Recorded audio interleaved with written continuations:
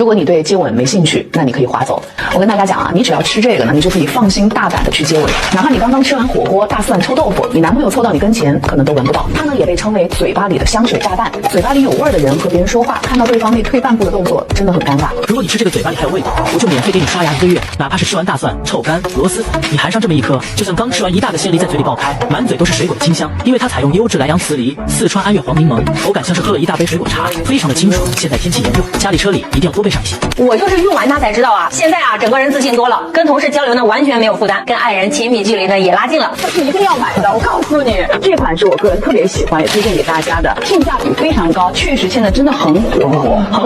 而且确实是很好用，想都不要想，赶紧买。年轻人可以按时入口的扎针韭菜螺蛳粉啥的，又或者是说奶茶、咖啡不离手，你试完喝完以后，你可能自己闻不着，但男朋友都闻到，真的怕你尴尬，这张都是买一盒，无数人都放包里，告诉你嘴巴香香，比喷赛贵的香水都加分。